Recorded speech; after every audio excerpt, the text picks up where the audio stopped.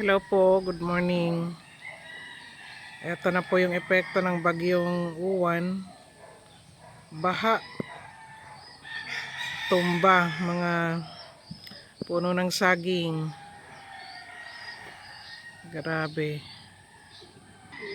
Baha, medyo umangat pa yung tubig. Pero konti lang naman.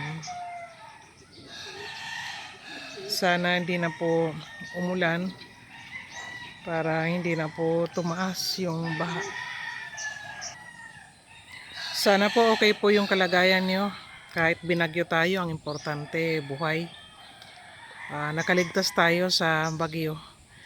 Yan po yung kahalagahan ng lagi tayo nakakaalala sa ating may kapal. Manalangin po tayo lagi para ligtas po tayo pag ganitong mga sakuna. Para may napansin ako Ano yan? Ano yan? Saan na ba yan? O yan, may aso. Diyan sa nabuwal na saging may aso. Pambira kanino kaya? Parang kilala ko yan Nako. Sana man lang inano ng may-ari.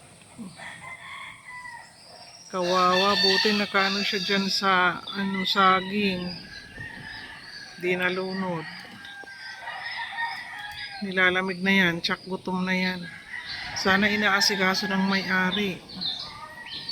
Ay nako, dyan tayo nalulungkot pag nakakita tayo ng mga asong pinabayaan.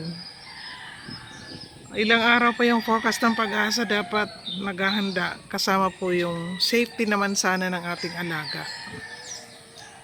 Ay nako, pero at least buhay siya. Hinihintay lang siguro na bumaba yung tubig tapos balik na siya dun sa kanila. Ay nako. Wag po natin pababayaan yung mga alaga natin kasi kawawa naman. Isipin din po natin yung kanilang kaligtasan.